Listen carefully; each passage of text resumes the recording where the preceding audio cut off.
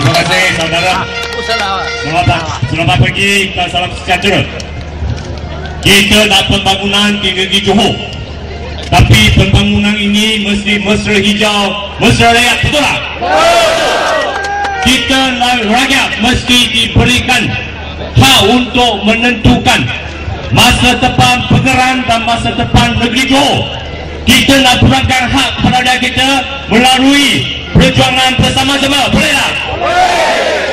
Tuan-tuan dan puan-puan, negeri Johor ini memang kaya dengan sumber-sumber semula jadi.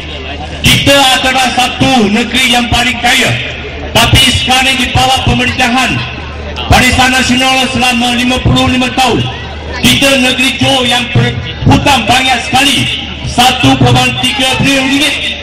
Kalau kita nak membangunkan Pengerang, kita nak industri-industri tanpa nilai kepada perikanan, iaitu industri tradisional orang Pengerang, boleh tak?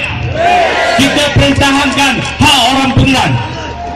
Tuan-tuan dan puan-puan, negeri Johor atau pantai laut sejarak 400 km, tapi dalam 400 km tak ada sebuah hotel 5 bintang selain daripada Seri Saru.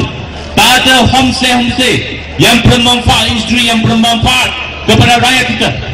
Oleh itu, mereka nak memperkayakan mereka sendiri. Satu dua orang pemimpin saja, saya bercakap dengan terus terang, satu dua orang dua orang pemimpin yang menentukan projek rapi ini di Pengerang. Kita tak mahu macam itu. Kita nak seluruh rakyat negeri Johor, sama ada kita nak projek seperti rapi ini, kita akan bersuara. Pada hari ini kita kena melakukan, kita mahukan hijau sehingga sampai kerajaan negeri Kota Iskandar, boleh tak?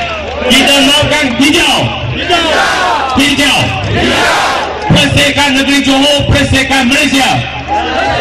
Kita nak rakyat kita betul-betul merdeka daripada genggaman korni Barisan Nasional dan UMNO. Kita nak bebaskan rakyat kita daripada segala penindasan.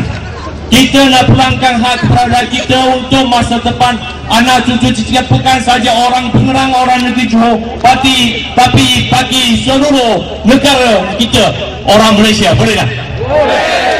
Terima kasih.